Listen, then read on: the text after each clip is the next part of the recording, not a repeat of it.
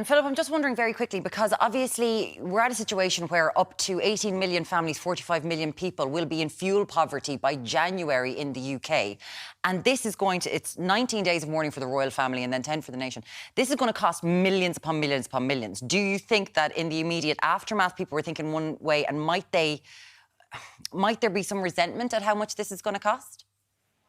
Well, I don't think, that a lot of the country has really taken on board what the government has announced. In fact, it's announced one of the biggest interventions by the state ever.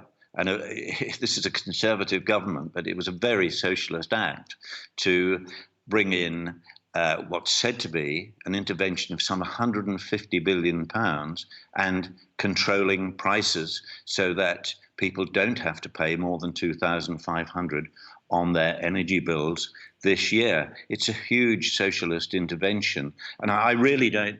She announced it on the Thursday morning, and within hours, of course, the country was not talking about that at all. It was talking about the death of the Queen, and it's been talking about the death of the Queen and the aftermath ever since. So in the few days that she has next week after the funeral of the Queen, I think they'll come back to this and try and remind people what they're doing. She'd obviously been hoping for quite a big news splash over this intervention to try and reassure the country about their fuel bills. Yeah. I think they're going to have to do it all over again.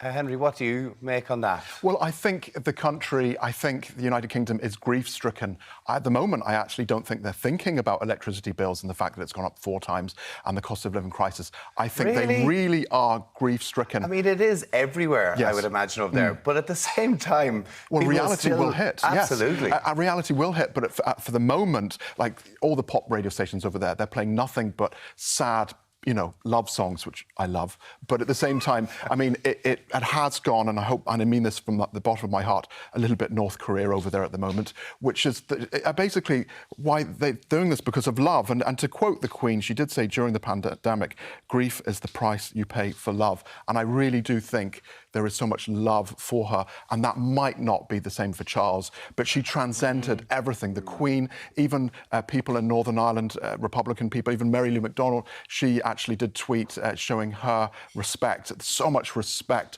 and so much service. 70 years on the throne, she dedicated her life to the United Kingdom, and you can't not be moved by that. So I think electricity bills, excuse the pun, are on the back burner.